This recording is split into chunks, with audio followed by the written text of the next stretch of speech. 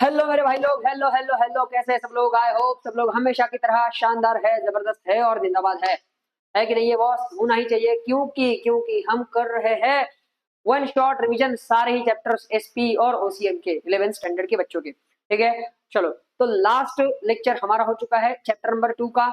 I hope वो lecture revision lecture बच्चे देख के आए हैं और बच्चों ने बहुत अच्छे से रिवीजन किया हुआ है।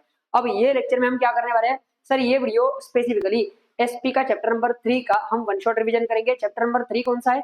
Formation of company. ठीक है, जॉइंट स्टॉक कंपनी के बारे में हमने सेकंड चैप्टर में तो सीख लिया। तो अब ये चैप्टर में क्या है सर, कंपनी बनाते कैसे है उसका पूरा प्रोसीजर है। ठीक है, थोड़ा सा किसी बच्चे को थोड़ा सा टेक्निकल लग सकता है, लेकिन चैप्टर तो इंटरेस्टिंग है और बहुत बड़ा भी चैप्टर नहीं है, छोटा सा चैप्टर है। ठीक है, इसमें तीन ही चीजें हैं, एक है प्रमोशन, दूसरा है इनकॉर्पोरेशन और तीसरा है कमेंसमेंट ऑफ बिजनेस। बस ये तीनों भी चीजें खत्म होने के बाद चैप्टर खत्म हो जाता है, कुछ बचता नहीं इसमें। ठीक है, चलो शुरू करेंगे क्या। सारे बच्चे एकदम सीधे सीधे बैठेंगे, चेहरे पे स्माइल, जोर से बोलेंगे गणपति बप्पा मोरिया, और शुरू करते हैं बॉस ये हमारा revision chapter number 3 of SP. चलो ये चैप्टर का नाम क्या है देखो, फॉर्मेशन ऑफ कंपनी, ये इस चैप्टर का नाम है।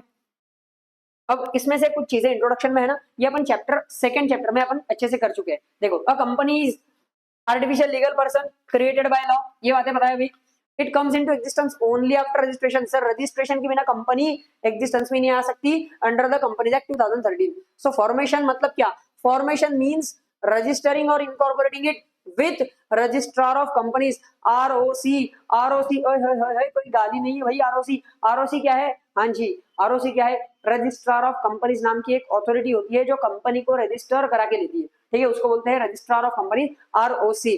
इन the state where it's registered office is situated, जिस भी स्टेट में कंपनी का रजिस्टर्ड ऑफिस सिचुएटेड है उस स्टेट के आरओसी के पास अपनी कंपनी को रजिस्टर कराना या इनकॉर्पोरेट कराना, मतलब कंपनी का फॉर्मेशन। ठीक है, ये पूरी प्रोसीजर को बोलते हैं कंपनी का फॉर्मेशन। ये फॉर्मेशन के 3 स्टेजेस होते हैं। ठीक है, मान लो चलो जिस स्टेट में, मतलब बहुत अच्छे से रहते हैं, मैं नासिक में हूँ, नासिक में मेरी कंपनी है। नासिक कौन सी स्टेट में आता है? महाराष्ट्र। तो महाराष्ट्र स्टेट का एक आरओसी है। ठीक है, वो कहाँ पे है? मुंबई में। सो मुझे वहां पे जाके अपनी कंपनी को रजिस्टर कराना पड़ेगा। ऐसे हर एक स्टेट के लिए अलग अलग आरओसी है, कुछ स्टेट्स कंबाइंड आरओसी के अंडर आते हैं। ठीक है, पक्का पक्का, गुड। चलो आगे, अब टाइप्स ऑफ कंपनी सबको पता है, लेकिन मिनिमम नंबर ऑफ प्रमोटर्स हमें देखने हैं। मिनिमम नंबर ऑफ मेंबर्स तुमको याद है क्या? हाँ सर, प्रमोटर कौन होता है? वो व्यक्ति जो कंपनी को फॉर्म करने के सारे स्टेप्स करता है। समझ में आया क्या? वो होता है प्रमोटर, देखेंगे अपन आगे। ठीक है, चलो तो मिनिमम नंबर ऑफ प्रमोटर्स कितने होने चाहिए? होने चाहिए कितने? जितने मिनिमम नंबर ऑफ मेंबर्स होते हैं हर एक कंपनी के। ठीक है, ध्यान दो। तो पब्लिक कंपनी में, अब यहाँ पे मिनिमम बोला है, मिनिमम बोला है, बहुत अच्छे से ध्यान दो, मिनिमम बोला है सर। पब्लिक कंपनी में मिनिमम नंबर ऑफ प्रमोटर्स कितने हैं? 7। प्राइवेट कंपनी में मिनिमम नंबर ऑफ प्रमोटर्स कितने हैं? 2। और 1 पर्सन कंपनी ओपीसी में मिनिमम नंबर ऑफ प्रमोटर्स कितने हैं? 1। ये चीज याद रखना, पक्का, गुड। आगे, अब ये टाइप्स ऑफ कंपनी तो हमें पता है पहले से ही, आगे बढ़ते हैं सीधा सीधा। Stages in the formation of company. Sir क्या क्या स्टेजेस है कंपनी फॉर्म करने के लिए? क्या क्या स्टेजेस होते हैं? A company is formed only for lawful purpose. हमेशा ऑब्जेक्ट क्या होगा? लॉफुली ऑब्जेक्ट रहेगा, लीगल रहेगा। And must comply with all the provisions of companies act 2013। Sir companies act 2013 के सारे ही प्रोविजंस को कंप्लाई करना पड़ेगा हर एक कंपनी को। The minimum promoters required are, अभी देखा हमने, 7 for public company, 2 for private company, 1 for OPC. Promoters must subscribe to the memorandum of association which defines aims and objectives of the company. ठीक है ना, तो जो व्यक्ति प्रमोटर है उस प्रमोटर को ना सब्सक्राइब करना पड़ता है मेमोरेंडम ऑफ एसोसिएशन को। मतलब क्या सर? वहां पे साइन करना पड़ता है। साइन करना पड़ता है किस लिए? कि ये जो मेमोरेंडम ऑफ एसोसिएशन में लिखा हुआ है ना, ये हम हमेशा फॉलो करेंगे कंपनी को एडमिनिस्टर करते वक्त, कंपनी को रन करते वक्त। समझ में आया क्या? पक्का पक्का। तो वहां पे उसके डिटेल्स रहेंगे, वहां पे उसका साइन रहेगा, उसे बोलते हैं subscriber to the memorandum of association. तो हर एक प्रमोटर ने सब्सक्राइब करना ही चाहिए। समझ में? सब्सक्राइब मतलब वो बेल आइकॉन वाला बटन दबा के सब्सक्राइब, वो वाला नहीं, वो यूट्यूब वाला सब्सक्रिप्शन होता है। ठीक है, सब्सक्राइब करना मतलब वहां पे साइन करना है। समझ में आया क्या? पक्का पक्का, आगे। तो फॉर्मेशन के ना 3 स्टेजेस होते हैं। पहला होता है प्रमोशन, दूसरा होता है इनकॉर्पोरेशन, तीसरा होता है कमेंसमेंट ऑफ बिजनेस। प्रमोशन मतलब क्या? प्रमोशन मतलब सर इनकॉर्पोरेशन करने के लिए सारी तैयारियां करना, बस इतनी बात याद रखो। ठीक है, मुझे कंपनी, कोई भी कंपनी एस्टेब्लिश करनी है, कोई भी कंपनी चलानी है, तो कंपनी चलानी मतलब ऐसा है कि आज रात को मैं सोया और मुझे एकदम सपना आया और दूसरे दिन से मेरी कंपनी शुरू हो गई, ऐसे नहीं होता। भाई कंपनी को पहले इनकॉर्पोरेट करना पड़ता है, ये हमने चैप्टर 2 में देख लिया। इनकॉर्पोरेट करने का एक प्रोसीजर होता है, उसके पहले तैयारियां करनी पड़ती है। वो तैयारियां मतलब प्रमोशन। समझ में आया क्या? कोई एक नया आइडिया लेके आना, बिजनेस का आइडिया लेके आना, ठीक है, फिर प्रिलिमिनरी कुछ कॉन्ट्रैक्ट्स वगैरह करके रखना, ठीक है, उसकी तैयारियां, वो होता है प्रमोशन। दूसरा होता है इनकॉर्पोरेशन। इनकॉर्पोरेशन मतलब कंपनी का जन्म। इनकॉर्पोरेशन मतलब कंपनी का जन्म, तो सारी लीगल प्रोसीजर फॉलो करना। और उसके बाद होता है commencement of business. Commencement of business मतलब एक्चुअली बिजनेस कब शुरू होगा। समझ में आया क्या? उसको बोलते हैं कमेंसमेंट ऑफ बिजनेस। सर ऐसा कैसा आप बोल रहे हो? कमेंसमेंट ऑफ बिजनेस और इनकॉर्पोरेशन अलग कैसे है? कंपनी ने जन्म लिया है तो काम तो करेगी ना। ऐसे नहीं होता मेरे मन में। बच्चे ने जन्म लिया है तुरंत दौड़ना शुरू करता है क्या? या तुरंत चलना शुरू करता है क्या? नहीं रे, बच्चे ने पहले जन्म लिया, फिर पहले वो ऐसे रेंगते हुए आगे आगे जाएगा, खिसकते हुए आगे जाएगा, है ना, फिर धीरे धीरे खड़ा होगा, बैठेगा, खड़ा होगा, फिर धीरे धीरे चलेगा, धीरे धीरे दौड़ेगा, तो टाइम तो लगता है। समझ में आया? तो कंपनी का इनकॉर्पोरेशन मतलब बच्चे का जन्म, और कमेंसमेंट ऑफ बिजनेस मतलब बच्चे का दौड़ना। समझ में आया क्या? पक्का पक्का, ठीक है। इसीलिए फॉर्मेशन के 3 स्टेजेस है, एक है प्रमोशन, दूसरा है इनकॉर्पोरेशन, तीसरा है कमेंसमेंट ऑफ बिजनेस। ध्यान दो। चलो, प्रमोशन में क्या है? The process of conceiving and planning the business idea. Sir एक बिजनेस आइडिया के साथ आना, ये होता है promotion. Promoters arrange capital, prepare documents, take necessary steps for company formation. Formation company form करने के लिए जो भी लीगल प्रोसीजर है उसकी तैयारियां करना, मतलब प्रमोशन। दूसरा incorporation, the legal process of registering the company with ROC, registrar of companies. After incorporation company gets certificate of incorporation and becomes a legal entity. भाई जब अपना जन्म हुआ था ना, तब तब पापा गए थे म्युनिसिपैलिटी के ऑफिस में, वहां पे उन्होंने अपने जन्म की रजिस्ट्रेशन, अपने जन्म का रजिस्ट्रेशन करवाया था, और वहां से हमें मिला था बर्थ सर्टिफिकेट। पता है तुम्हें? नहीं पता है? याद है? नहीं याद है? कैसे याद होगा, तुम तो बच्चे थे। समझ में आया? वैसे ही कंपनी को जब इनकॉर्पोरेट किया जाता है आरओसी के पास, अब क्या होता है, ये प्रमोटर आया, प्रमोटर के पास बिजनेस का आइडिया आया, प्रमोटर ने फंड्स अरेंज करे, प्रमोटर ने सारी लीगल तैयारियां, डॉक्यूमेंट्स वगैरह प्रिपेयर करे, फिर वो गया आरओसी के पास सब कुछ लेके, ठीक है, फीस और एप्लीकेशन फॉर्म और जो भी इंपॉर्टेंट डॉक्यूमेंट्स है, जैसे तुम्हारा एओए, एमओए, डायरेक्टर्स के सारे इंपॉर्टेंट डॉक्यूमेंट्स वगैरह सब कुछ लेके गया आरओसी के पास। ये आरओसी बैठा है, आरओसी को ये बैग दे दिया, बैग में क्या क्या है, बैग में सारे डॉक्यूमेंट्स है और बैग में पैसा है। पैसा का कंपनी को रजिस्टर इनकॉर्पोरेट कराने की फीस। आरओसी ने सारे डॉक्यूमेंट्स चेक कर लिए, पैसा गिना, और वहां पे रजिस्टर ऑफ कंपनीज। समझ में आया क्या? Register of companies, registrar of companies और रजिस्टर ऑफ कंपनीज अलग होता है। रजिस्ट्रार मतलब वो व्यक्ति जो कंपनी को रजिस्टर कराएगा, और रजिस्टर ऑफ कंपनीज मतलब ऐसा रजिस्टर जिसमें कंपनी का नाम डाला जाएगा, ठीक है। तो रजिस्ट्रार ऑफ कंपनीज आरओसी, तुम्हारे उसके पास एक रजिस्टर होता है जिसको बोलते हैं रजिस्टर ऑफ कंपनी, वहां पे तुम्हारी कंपनी का नाम डालता है, ठीक है, और तुम्हें एक सर्टिफिकेट देता है, कंपनी का बर्थ सर्टिफिकेट, और बोलता है बधाई हो, आपके घर पे कंपनी ने जन्म ले लिया, उस दिन से आपकी कंपनी इनकॉर्पोरेट होती है। समझ में आया कि इसको बोलते हैं इनकॉर्पोरेशन का प्रोसीजर। और तीसरा है commencement of business. For public company a certificate of commencement of business is required before starting operations. समझ में आया क्या भाई? बच्चा तुरंत पैदा होने के बाद दौड़ता है क्या? नहीं नहीं, टाइम लगता है। उसको बोलते हैं कमेंसमेंट ऑफ बिजनेस, जब एक्चुअली आपके बिजनेस ऑपरेशन शुरू हो रहे हैं।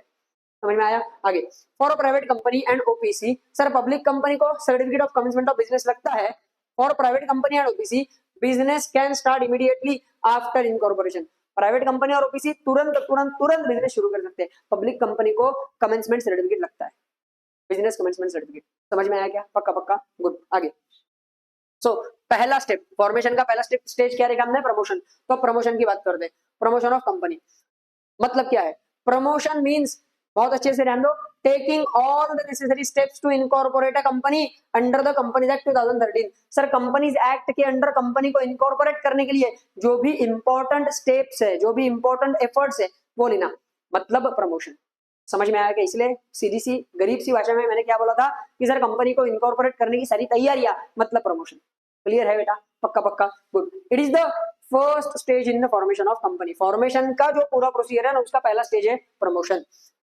तो प्रमोटर मतलब कौन होता है? Persons who undertake the promotion process of a company. Sir जो प्रमोशन की प्रोसेस कराएगा वो होता है प्रमोटर। कौन? जो प्रमोशन की प्रोसेस कराएगा वो होता है प्रमोटर। अब promoter can be, sir promoter कौन हो सकता है? एक इंडिविजुअल, एक पार्टनर, कंपनी, एसोसिएशन और सिंडिकेट। सिंडिकेट मतलब कार्टेल, मतलब group formed for common interest. एक कॉमन इंटरेस्ट के अंडर कुछ लोग आके काम करते हैं, उनको बोलते हैं सिंडिकेट। वो वाला मूवी है ना पुष्पा, हाँ वहां पे वो लोग देखो सारे चंदन के लिए काम करते हैं, उनको बोलते हैं सिंडिकेट, ठीक है। तो ग्रुप होता है सिंडिकेट मतलब। इसमें से कोई भी प्रमोटर हो सकता है। अब प्रमोटर का डेफिनेशन है, ये इंपॉर्टेंट है।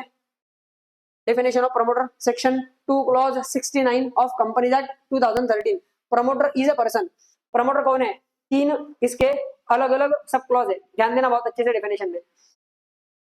Promoter is a person who is named as such in a prospectus or identified in the annual return। Sir आपके कंपनी के एनुअल रिटर्न में या प्रोस्पेक्टस में जिस व्यक्ति का नाम एज अ प्रमोटर डाला हुआ है वो होता है प्रमोटर। मतलब मेरा नाम कंपनी के प्रोस्पेक्टस में डाल के वहां पे बोला है ये प्रमोटर है तो मैं प्रमोटर, या एनुअल रिटर्न में डाल के बोला ये प्रमोटर है तो मैं प्रमोटर, ठीक है। दूसरी चीज, who has control over the company के अफेयर्स डायरेक्टली और इनडायरेक्टली। सर जो डायरेक्टली या इनडायरेक्टली कंपनी के अफेयर्स को, कंपनी के ऑपरेशंस को कंट्रोल करता है वो है प्रमोटर। या फिर तीसरा, जिसकी बात डायरेक्टर्स मानते हैं वो होता है प्रमोटर। मतलब क्या? वो एडवाइस और instructions the board of directors usually follow. समझ में आया? बोर्ड ऑफ डायरेक्टर्स जिसकी बात को फॉलो करते हैं, जिसके एडवाइस को, इंस्ट्रक्शन को फॉलो करते हैं वो होता है प्रमोटर। तो सेक्शन 2 क्लॉज 69 क्या बोलता है प्रमोटर के बारे में? Promoter is a person who is named as such in a prospectus or identified in the annual report। दूसरा, who has control over the affairs of the company either directly or indirectly। और तीसरा, on whose advice or instructions the board of directors is accustomed to act। समझ में आया क्या? पक्का पक्का board of director जिसको फॉलो करते हैं, समझा बेटा? पक्का वो है प्रमोटर। आई होप ये क्लियर है। आगे, role of promoter. Sir promoter का रोल क्या है? Promoter plays crucial role in the formation of a company. Their functions include. Promoter के फंक्शंस, पहला है बिजनेस आइडिया। भाई बिजनेस आइडिया लेके आना। कोई भी बिजनेस है, बिजनेस जो भी कंपनी को करना है उसका आइडिया किसके पास से आता है? प्रमोटर के पास से आता है, ठीक है। सो conceive and decide the objectives, scale and capital requirements of the business। Boss मेरा बिजनेस मैं कौन से सेक्टर में बिजनेस करूंगा, ठीक है, मैं क्या बिजनेस करूंगा, मैं किस लेवल पे बिजनेस करूंगा, मैं कितना कैपिटल लेके आऊंगा, ये कौन डिसाइड करता है? प्रमोटर डिसाइड करता है। क्लियर है? Second, documents. He prepares essential documents like memorandum of association and articles of association। ये दो बहुत इंपॉर्टेंट डॉक्यूमेंट्स है जिनके बिना कंपनी इनकॉर्पोरेट ही नहीं हो सकती। ये दोनों भी डॉक्यूमेंट्स प्रिपेयर करने का काम प्रमोटर करते हैं। खुद प्रिपेयर करेगा क्या? नहीं, प्रोफेशनल की हेल्प लेके, लेकिन जिम्मेदारी उसकी होती है, ठीक है। आगे, तीसरा है capital. He approach investors and arrange funds for the company। Sir company start किसे करनी है? किसी व्यक्ति को करनी है, प्रमोटर को। इसके पास बिजनेस का आइडिया है तो शुरुआती कैपिटल कौन लेके आएगा? यही लेके आएगा, यही रेज करेगा। आगे, फर्स्ट डायरेक्टर्स। अब कंपनी शुरू हो रही है, शुरू होने के बाद ना भाई कंपनी को संभालने के लिए, मैनेज करने के लिए कुछ लोगों की जरूरत है। नेसेसरी नहीं है, जरूरी नहीं कि हमेशा तुम्हारे पास एक्सपर्ट लोग शुरू से ही हो, ठीक है। कभी कभी हो सकता है कि एक्सपर्ट कोई व्यक्ति है नहीं, तो शुरुआत में जनरली प्रमोटर्स को फर्स्ट डायरेक्टर्स की जगह पे नॉमिनेट कर लेते हैं, ठीक है। तो कंपनी की जब पहली फिर जनरल मीटिंग होती है उसमें वो चेंज हो जाता है, जनरली ऐसे होता है, ठीक है, ध्यान दो।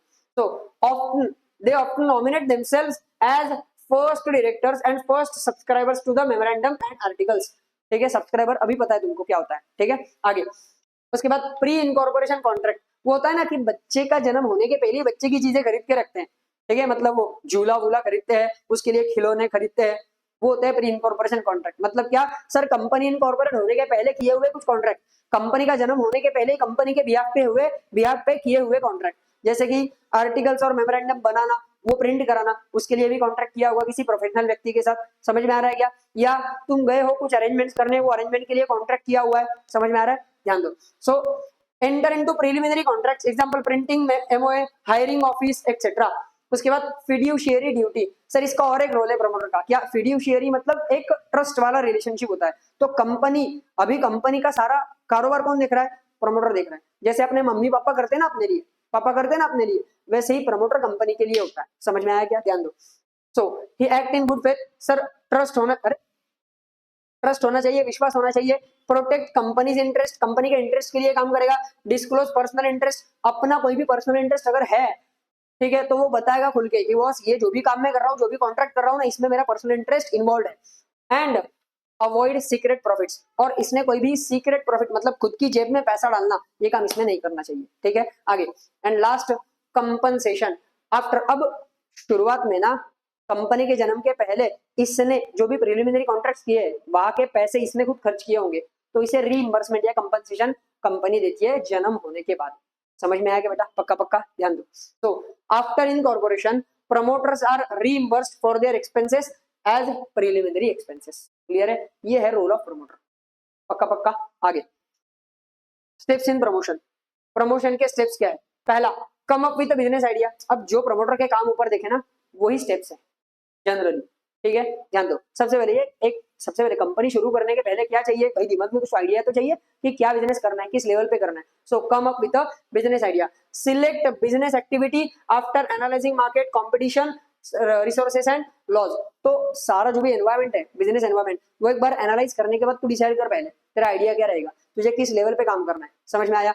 दूसरा, सेकंड, प्रिपेयर फाइनेंशियल प्लान। अब एक बार डिसाइड हो गया कि मुझे ये सेक्टर में बिजनेस करना है, तो उसके लिए पैसा कितना लगेगा, उसका एक प्लान बना, financial plan. So decide scale of operations and estimate capital requirements. कितना कैपिटल लगेगा वो देख ले। ठीक है। तीसरा, prepare draft MOA and AOA. अब ऊपर देखा ना हमने, ये प्रिपेयर कौन करता है? प्रमोटर ही करता है, क्योंकि उसी की जिम्मेदारी है। ठीक है, इसीलिए ड्राफ्ट बोला है, फाइनलाइज नहीं। ठीक है, अभी तक सिर्फ कच्चा बनाएगा। ठीक है, so prepare draft MOA and AOA for submission to ROC. ROC को सबमिट करने के लिए, क्योंकि उसके बिना कंपनी इनकॉर्पोरेट नहीं हो सकती, इसलिए। आगे next, enter into preliminary contracts. भाई कंपनी को फॉर्म करने के लिए भी कुछ काम करने जरूरी है, उसके लिए कुछ कॉन्ट्रैक्ट्स करने जरूरी है। ठीक है, तो ये कॉन्ट्रैक्ट कौन करता है? प्रमोटर खुद करता है। ठीक है, agreements with third parties before incorporation to ensure smooth start and last appoint first directors. So first director ऊपर ही देखा ना हमने, क्या फर्स्ट डायरेक्टर कौन बनता है? जनरली प्रमोटर बनता है। So nominate first directors who will take charge after incorporation. Incorporate होने के बाद तुरंत कंपनी का चार्ज किसी के पास आना चाहिए, तो वो होगा फर्स्ट डायरेक्टर, तो उसको नॉमिनेट करके रखो बस। ये सारे स्टेप्स है प्रमोशन के। These are the 5 steps of promotion. क्या क्या है? पहला, come up with business idea. दूसरा, प्रिपेयर फाइनेंशियल प्लान। तीसरा, draft MOA and AOA. Fourth, enter into preliminary contract. And fifth, appointment of first director. Appointment of first director. समझ में आया बेटा? पक्का पक्का, एकदम अच्छे से। गुड, चलो बस याद रखना है तो बस इतना ही याद रख सकते हो। पहला ये वर्ड्स को याद रखो, बिजनेस आइडिया। दूसरा, फाइनेंशियल प्लान। तीसरा, MOA AOA. Fourth, preliminary contract. And fifth, first directors. Business idea, financial plan, MOA AOA, preliminary contract, first director. ये चीजें याद रखो, स्टेप्स ऑफ प्रमोशन। आगे दूसरा स्टेज है बेटा, पहला हो गया प्रमोशन। दूसरा स्टेज है इनकॉर्पोरेशन ऑफ कंपनी। कंपनी का इनकॉर्पोरेशन। इनकॉर्पोरेशन मतलब क्या? आरओसी के पास लीगल प्रोसीजर फॉलो करके आरओसी के पास कंपनी को रजिस्टर कराना। समझ में आया? Meaning, incorporation is the legal process of registering a company under the companies act 2013 with registrar of companies, ROC. ठीक है, promoters decide whether to form a public company और प्राइवेट कंपनी और one person company. अब ये promoter के ऊपर होता है कि कौन से टाइप की कंपनी हमें फॉर्म करनी है। ठीक है, उनकी रिक्वायरमेंट के हिसाब से। आगे की स्टेप्स इन प्रमोशन। सबसे पहला, ऑब्टेन डीएससी। डीएससी मतलब क्या? Digital signature certificate. डीएससी क्या होता है? Digital signature certificate. बॉस, ये डीएससी है, ये डिजिटल सिग्नेचर होता है। ये हर एक व्यक्ति जो डायरेक्टर बनने वाला है ना, उसको लगता ही है। ठीक है, तो needed for e signing company documents. तो फर्स्ट डायरेक्टर बनेंगे ना, उनको वहां पे साइन भी तो करना पड़ेगा, इलेक्ट्रॉनिकली साइन करना पड़ेगा। ठीक है, तो पहले डीएससी बनाना पड़ता है। ठीक है, सो फर्स्ट क्या है? Obtain DSC. Second, register DSC with MCA. Sir हमने डीएससी बनवा के तो लिया किसी एजेंसी से, अब ये डीएससी को एमसीए पे रजिस्टर करना पड़ता है कि ये डीएससी इस व्यक्ति का, इस डायरेक्टर का डीएससी है करके। समझ में आया क्या? So registered DSC with MCA. DSC of promoter और director registered with ministry of corporate affairs. MCA पता है ना सबको? मिनिस्ट्री ऑफ कॉर्पोरेट अफेयर्स क्या है? कंपनीज एक्ट को, सॉरी कंपनी लॉ को पूरा एडमिनिस्टर करने वाली जो भारत की मिनिस्ट्री है, वो है मिनिस्ट्री ऑफ कॉर्पोरेट अफेयर्स। ठीक है, आगे तीसरा है ऑब्टेन डिन, डायरेक्टर आइडेंटिफिकेशन नंबर। ठीक है, जैसे अपना आधार नंबर होता है ना, वैसे डायरेक्टर का डिन होता है। ठीक है, डायरेक्टर आइडेंटिफिकेशन नंबर बोलते हैं इसको। तो पहले वो डिन लेना पड़ता है। ठीक है, ये डिन के साथ वो उसकी डीएससी रजिस्टर हो जाती है। ठीक है, so it is a unique 8 digit code या आइडेंटिटी फॉर डायरेक्टर्स। ये कहां से मिलती है? स्पाइस 32 फॉर्म में मिलेगी। समझ में आया? ये फॉर्म भरने के बाद दिन मिलता है। आगे apply for reservation of name. फिर नाम रिजर्व करने के लिए अप्लाई करना पड़ता है। 20 दिन के लिए एक रन नाम का फॉर्म होता है। ठीक है, रिजर्व यूनिक नेम नाम का, उसके अंडर अप्लाई करके फिर वो 20 दिन के लिए नाम रिजर्व करना पड़ता है। बहुत अच्छे से ध्यान दो। So propose company name through RUN reserve unique name. ये रन फॉर्म होता है, RUN form on MCA portal which will be approved by CRC. CRC मतलब सेंट्रल रजिस्ट्रेशन सेंटर। ये सेंट्रल रजिस्ट्रेशन सेंटर सीआरसी का काम क्या होता है सर, ये ना आपका स्पीडी इनकॉर्पोरेशन करने का काम करता है, और ये रन जो एप्लीकेशन है ना नेम रिजर्वेशन का, ये काम स्पेसिफिकली सीआरसी करता है, ठीक है। सो एक बार आपने अप्लाई किया, आपका नाम अप्रूव हो गया, तो 20 दिन तक ये आपके नाम को रिजर्व करके रखते हैं, ठीक है, ताकि उस पर कोई अगर इश्यूज आने वाले हैं तो वो उन्हें समझ में आए। आगे नेक्स्ट, उसके बाद अब ये ड्राफ्ट नहीं होना चाहिए, फाइनलाइज होना चाहिए यहाँ पे, ठीक है, यहाँ पे लिख के रखता हूं मैं, बस फाइनलाइज कर लो तुम्हारे एमओए एंड एओए को, memorandum of association and articles of association को फाइनलाइज कर लो, क्योंकि ड्राफ्ट तो पहले ही हो चुका है ना। समझ में आया क्या? ठीक है, पक्का पक्का। तो जिनसे भी आपने बनवाया था, अब ये फाइनलाइज करना है और आपको आरओसी के पास इसे सबमिट करना है, ठीक है, ध्यान दो।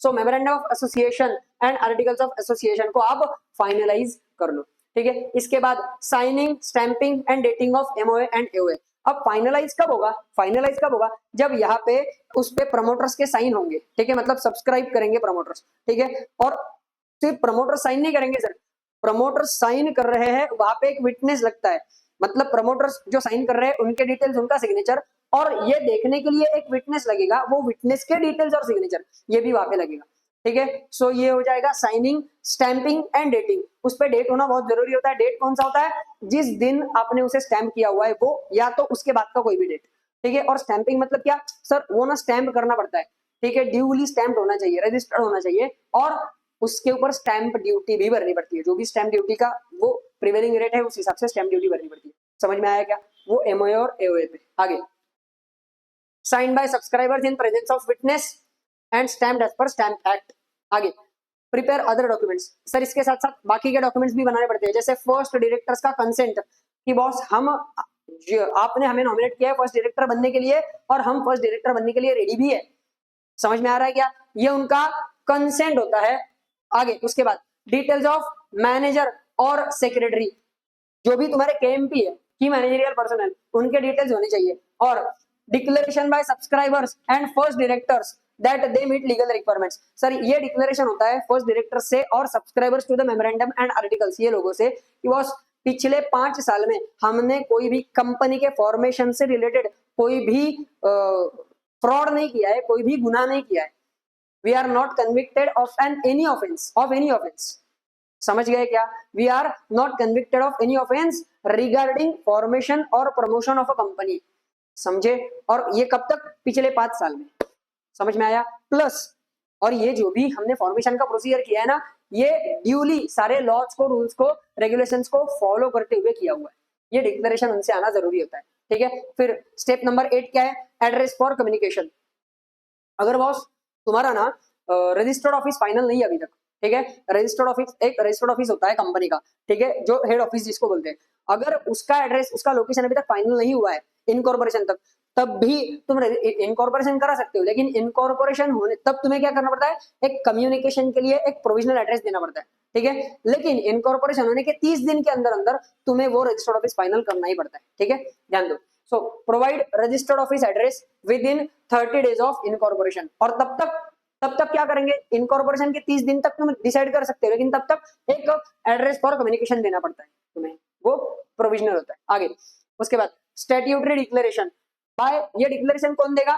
कोई प्रोफेशनल व्यक्ति, by advocate, CA, CS, CMA जो प्रैक्टिसिंग है, और प्रपोज्ड डायरेक्टर और manager confirming compliance with law, ठीक है। तो प्रोफेशनल व्यक्ति मतलब सीए, सीएमए, सीएस जो प्रैक्टिसिंग है, या फिर लॉयर है जो प्रैक्टिसिंग, जिसने तुम्हें ये सारी प्रोसीजर करने में हेल्प किए, सपोर्ट किया है, वो, और प्रमोटर या डायरेक्टर, इनसे ये डिक्लेरेशन चाहिए कि हमने सारे रूल्स फॉलो किए हैं, या फिर ये प्रोफेशनल व्यक्ति बोलेगा कि इन्होंने सारे रूल्स रेगुलेशंस को ड्यूली फॉलो करके ये प्रोसीजर किया हुआ है इनकॉर्पोरेशन का।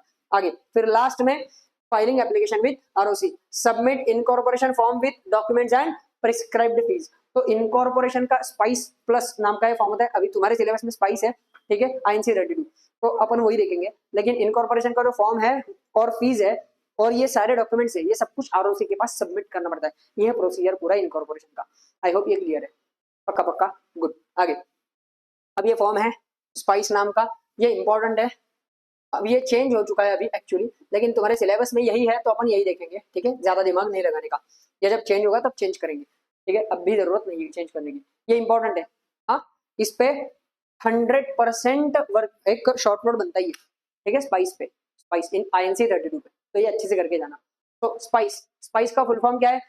Simplified proforma for incorporating company electronically, ये फॉर्म का नाम है, कंपनी बनाने के लिए जो एप्लीकेशन फॉर्म होता है उसका नाम है, ठीक है, INC32, ध्यान दो। It is introduced under rule 38 of companies incorporation rules which is effective from 2 अक्टूबर 2016, 2 अक्टूबर 2016, ये डेट भी याद रखो, 2 अक्टूबर, इस पे ऑब्जेक्टिव में आता है ये क्वेश्चन, 2 अक्टूबर 2016 से ये स्पाइस नाम का फॉर्म इंट्रोड्यूस हुआ है under rule 38 of companies incorporation rules. It is only one form, सिर्फ यही फॉर्म सबमिट करना पड़ता है जिसका नाम है INC32 SPICe, needs to be filed at the time of incorporation. SPICe is used for कौन सी चीजों के लिए स्पाइस यूज करते हैं अपन? रिजर्वेशन ऑफ कंपनी नेम, दूसरा इनकॉर्पोरेशन ऑफ न्यू कंपनी, तीसरा allotment of DIN director identification number, and fourth application for PAN and TAN of company. समझे? ये सारे काम के लिए आपको स्पाइस INC32 फॉर्म का यूज करना पड़ता है। Along with spice EOA and EMOA plus prescribed fees and documents must be submitted online. तो स्पाइस ये फॉर्म के साथ साथ आपका electronic memorandum of association, electronic articles of association, documents और फीस सब कुछ ऑनलाइन आपको सबमिट करना पड़ेगा ROC के पास, मतलब MCA के पोर्टल पे। क्लियर है बेटा? पक्का पक्का। आगे ये सब कुछ होने के बाद ना आपका ROC जो है जिसके पास आपने सब कुछ सबमिट किया है वो सब कुछ वेरीफाई करेगा और आपको एक सर्टिफिकेट दे देगा, मतलब कंपनी का बर्थ सर्टिफिकेट जो है सर्टिफिकेट ऑफ इनकॉर्पोरेशन, ध्यान दो, जिसको बोलते हैं अपन certificate of incorporation. It is issued by registrar of companies ROC after verifying all the documents. It acts as a proof that the company is legally incorporated. ये एक प्रूफ होता है कि मेरी कंपनी इनकॉर्पोरेट हुई है अंडर कंपनी एक्ट 2013, मतलब law मेरी कंपनी को एक पर्सन की तरह देखता है, ठीक है, ध्यान दो। क्या क्या कंटेंट्स होते हैं बॉस सर्टिफिकेट ऑफ इनकॉर्पोरेशन में? कंपनी का नाम, किस डेट पे इनकॉर्पोरेट हुई है वो डेट, कंपनी का सिन, जैसे डायरेक्टर का हमने देखा ना डिन, director identification number, identity number, वैसे कंपनी का होता है कॉर्पोरेट आइडेंटिफिकेशन नंबर। उसके बाद pan and TAN of company and signature and seal of registrar. समझ में आया क्या? पक्का। आगे सर ये सर्टिफिकेट ऑफ इनकॉर्पोरेशन का क्या फायदा है, क्या महत्व है, क्यों चाहिए सर्टिफिकेट ऑफ इनकॉर्पोरेशन? तो it acts as a birth certificate of company. जैसे अपना बर्थ सर्टिफिकेट है अपना अपने जन्म का प्रूफ, वैसे कंपनी का प्रूफ क्या है कंपनी के एग्जिस्टेंस का? ये certificate of incorporation. Legal existence starts from this date. आगे company becomes a separate legal person distinct from members. Company हमने देखा ना separation of ownership and management, ठीक है, सो कंपनी और उसकी मैनेजमेंट और उसके मेंबर्स ओनरशिप अलग अलग है, कंपनी एक सेपरेट पर्सन हो जाती है ये बर्थ सर्टिफिकेट मतलब सर्टिफिकेट ऑफ इनकॉर्पोरेशन मिलने के बाद। आगे it gains status of a body corporate with perpetual succession.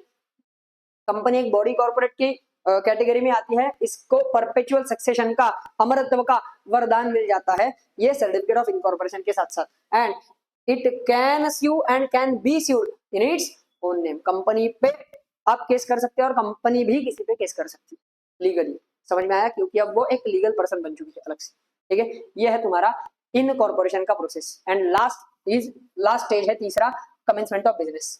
तीसरा स्टेज क्या है बेटा? कमेंसमेंट ऑफ बिजनेस, ठीक है। कमेंसमेंट ऑफ बिजनेस मतलब क्या सर? कंपनी ने जन्म ले लिया, अब दौड़ना सीख रही है, तो जिस दिन से दौड़ेगी वो है कमेंसमेंट ऑफ बिजनेस, ठीक है, ध्यान दो। तो कंपनीज, बहुत अच्छे से ध्यान देना, कंपनीज विदाउट शेयर कैपिटल मतलब पब्लिक एंड प्राइवेट दोनों इनमें से can start business immediately after receiving certificate of incorporation. Sir जो कंपनीज में ना शेयर कैपिटल नहीं होता, विदाउट शेयर कैपिटल, ठीक है, मतलब गारंटी कंपनी जनरली, तो जो कंपनीज में शेयर कैपिटल नहीं होता, तो कोई भी हो, पब्लिक हो प्राइवेट हो, वो इनकॉर्पोरेशन सर्टिफिकेट मिलने के तुरंत बाद बिजनेस शुरू कर सकते हैं। उन्हें कोई जरूरत नहीं होती कमेंसमेंट सर्टिफिकेट लेने की, certificate of commencement of business की, ठीक है।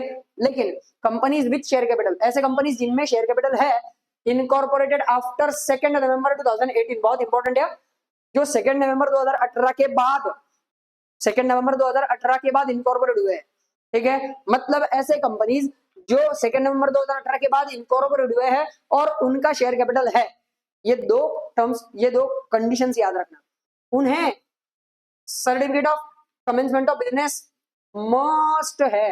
Must obtain certificate of commencement of business from ROC before starting operations और एक्सरसाइजिंग बोरोइंग पावर्स, मतलब बोरो भी नहीं कर सकते फंड्स को, ठीक है। कौन से कंपनीज? बहुत अच्छे से याद रखो, companies having share capital plus companies incorporated after 2 नवंबर, समझा क्या? मतलब सर कंपनी का शेयर कैपिटल है लेकिन वो 2 नवंबर के पहले की कंपनी है तो उसको कोई जरूरत नहीं है कमेंसमेंट ऑफ बिजनेस, मतलब certificate of commencement of business लेने की।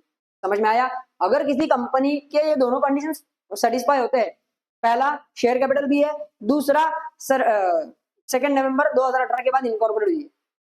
समझ में आया? सिर्फ उसी कंपनी को commencement of certificate of commencement of business compulsory है, मैंडेटरी है। समझ में आया क्या? आगे steps to obtain certificate of commencement of business. क्या क्या स्टेप्स है ये सर्टिफिकेट लेने के? पहला है declaration by director. Sir directors का एक डिक्लेरेशन आना चाहिए that every subscriber has paid the value of shares agreed.